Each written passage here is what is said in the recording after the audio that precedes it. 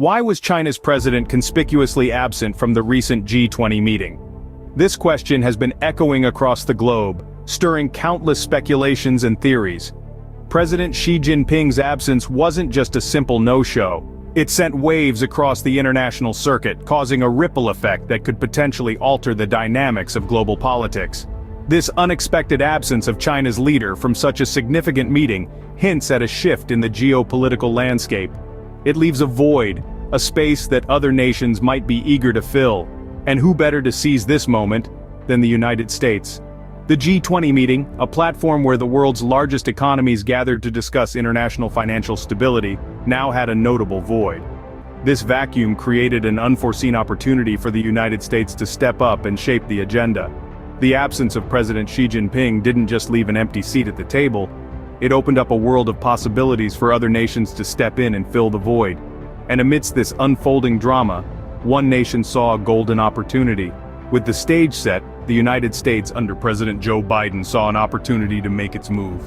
So what was the United States' game plan in this high-stakes global meeting? Well, President Joe Biden ventured into the G20 meeting with an enticing offer to emerging economies.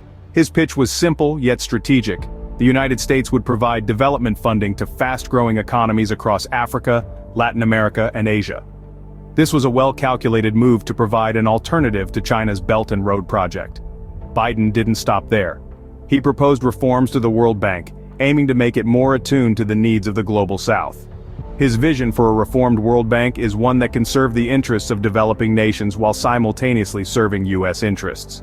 On top of this, the U.S. president is seeking to increase funding for climate and infrastructure aid in the developing world. This is a crucial move as many of these countries are grappling with the challenges of climate change and unsustainable debt burdens. Biden's strategies are clear: to stand up to Russia, manage competition with China, and restore U.S. alliances. But as these global power dynamics shift and sway, the developing world finds itself caught in the crossfire. As this chess game of global politics unfolds, the developing world finds itself in a precarious position.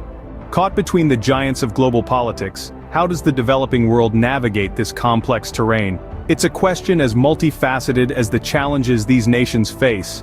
From the sweltering heat of sub-Saharan Africa to the bustling markets of Central Asia, climate change looms large, threatening livelihoods and exacerbating poverty. But the specter of environmental destruction is not the only burden these countries bear. Enter the unsustainable debt caused in part by China's Belt and Road initiative. This ambitious project, promising prosperity and progress, often leaves nations shackled with debts they can ill afford. It's a catch-22 situation where the promise of development comes with a hefty price tag. And then, the geopolitical dance. As the United States, China, and Russia flex their muscles on the world stage, developing countries are often caught in the crossfire. They seek to tread a careful path, avoiding alliances that might drag them into conflicts far removed from their own borders and immediate concerns. Yet amidst these challenges, there are glimmers of hope. Be it through global consensus on taxation to ensure fair play or through increased funding for climate and infrastructure aid, there are opportunities to be seized and progress to be made. As the G20 meeting concluded, its ripple effects on global politics and the fate of the developing world remain to be seen.